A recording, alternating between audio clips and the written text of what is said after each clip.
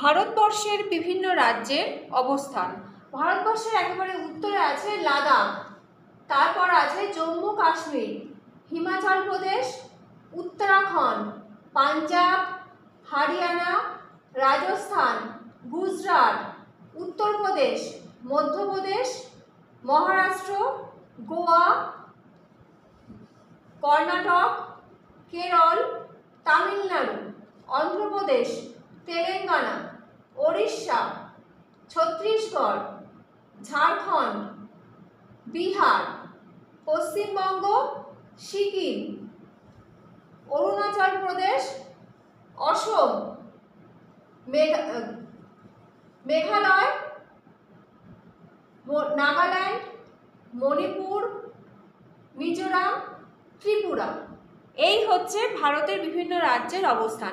এবার যদি ভারতকে চারটি ভাগে ভাগ করি, উত্তর, দক্ষিণ, পূর্ব, পশ্চিম, তবে কোন দিকে কোন রাজ্যগুলো পড়ছে তাহলে কি একটু মনে রাখতে সুবিধা হবে। ভারতের একেবারে উত্তরে আছে লাদাখ, জম্মু কাশ্মীর, হিমাচল প্রদেশ, উত্তরাখণ্ড, উত্তর পশ্চিমে আছে পাঞ্জাব, হরিয়ানা, রাজস্থান, গুজরাট, এবং উত্তর দিকে আছে কি উত্তরপ্রদেশ।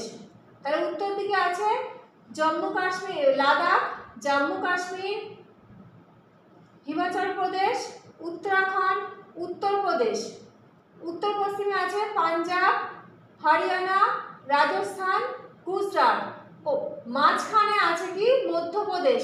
পূর্ব দিকে আছে বিহার, ঝাড়খণ্ড, পশ্চিমবঙ্গ, একেবারে উত্তরে আছে উত্তর পূর্ব দিকে আছে সিকিম, একদম পূর্ব দিকে আছে অরুণাচল প্রদেশ, অসম, মেঘালয়,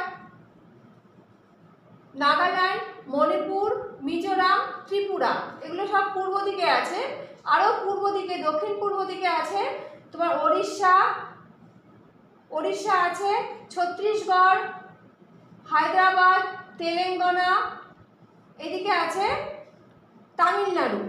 পশ্চিম দিকে একেবারে দক্ষিণ পশ্চিমে আছে কেরল, গোয়া, কর্ণাটক, মহারাষ্ট্র।